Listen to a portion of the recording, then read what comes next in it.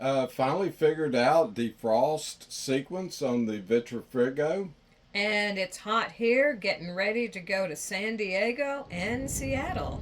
And at least we saw some great wildlife there. Of course, y'all know we did some dancing. And coming back, we're refinishing more teak. And doing poly and hoping it all looks good. This is our refrigerator, the Victor Frigo, and in the past, it's been a real pain to defrost. But come to find out, that's been our fault. We have not been defrosting it as frequently as we should. So lo and behold, the manufacturer's manual was correct. And so the last time we defrosted it, it was like that. And we're much more pleased with it now and the performance of it. Yeah, a lot of the marine refrigerators are not frost free. So just like the old days, you have to defrost them. I think now we'll start defrosting about once a week. It'll go a lot smoother. And the recovery time is better. You know, if you let it go a month, there's so much ice build up that you open the drawers and it takes a while to recover. We are getting ready to go to the West Coast, and it is hurricane season, so we will definitely be watching the weather as Isabella stays here. But in the meantime, we've doubled up on our dock lines to help her be more secure should a big blow come in.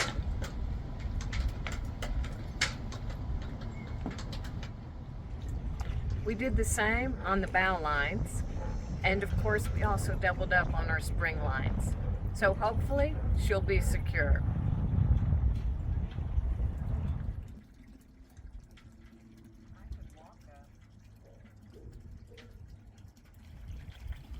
Right now the weather's looking nice. Gee, I'm hoping for an updraft to blow her skirt up. I wonder if she has on underwear. Onward to San Diego. And then Seattle.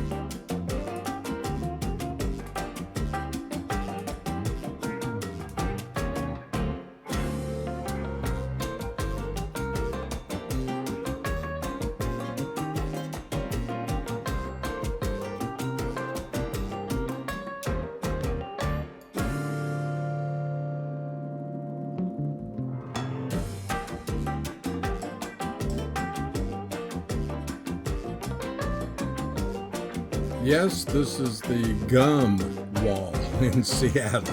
Kind of disgusting, but whatever. Yeah, get you a piece of chewing gum.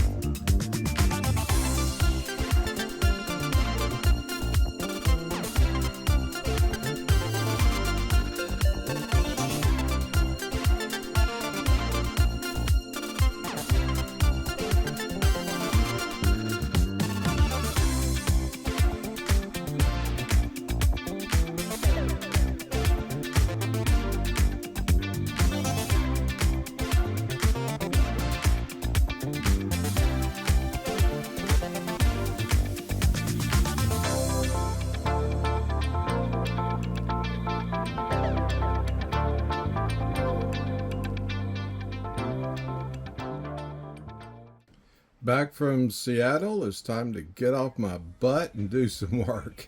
Actually, the fender rubbed this black stuff on the hull, so we want to somehow polish it out or get rid of it. So that's what I'm doing. Yes, our green teak deal here needs to be repainted. It's actually teak, and someone had previously painted it with this nice forest green, but it's obviously chipping off and needs to be repainted. This stuff is really hard to get off, and we might end up having to use a brush. These are jumper cables, kind of clipped to the chain plates and drop in the water.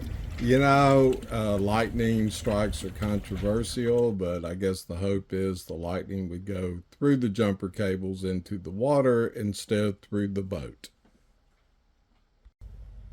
And some people have suggested, you have a bronze grounding plate on the hull, and you can hook some, cables from mast to that. But it seems to me like if lightning struck and went down these, large gauge cables, it could just blow that bronze plate out, which would put a huge hole in the hull that I don't know if our bilge pumps could keep up with. We have a healthy respect for lightning, having 2 masts in this catch. And of course, if lightning does strike, it can do tens of thousands of dollars of damage to electronics and electrical systems and the engine and generator and all kinds of stuff.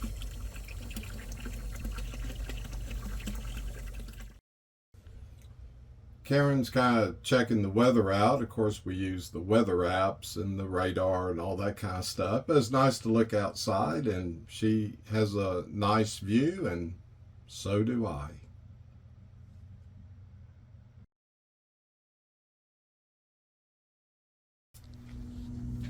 Even though it's cloudy, the weather looks pretty good looking at radar and other things.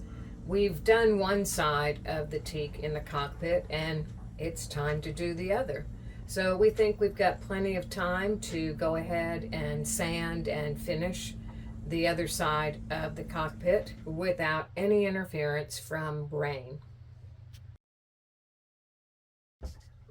Using our trusty Makita random orbit sander, and I actually have 5 sanders on this boat. I keep wanting to pare down. I have a belt sander and a palm sander. I actually have 2 random orbit sanders, a right angle grinder, a multi-tool one, and as soon as I get rid of some of this, I'll need it and have to rebuy it. All sanded, got the first coat of poly on it, and it's looking like the other side.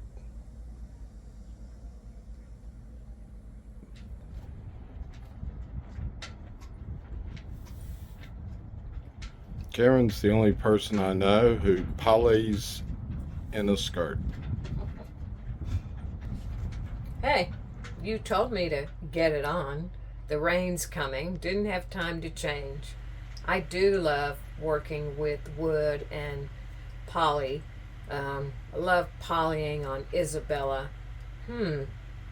Does that make me polyamorous?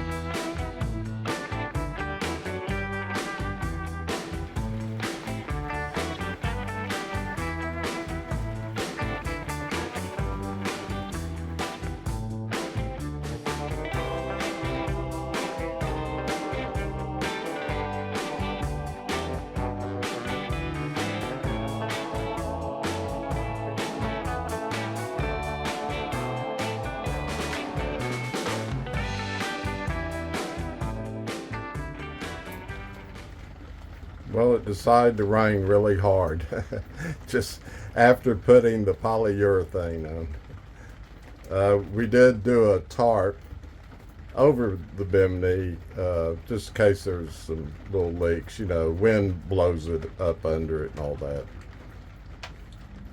Going to make some zucchini boats. You know, you slice them in half and dig them out and stick some cream cheese and some chicken and maybe mushrooms and bake them.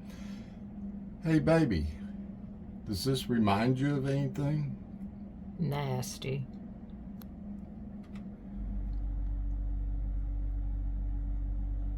Got our boats ready to stuff.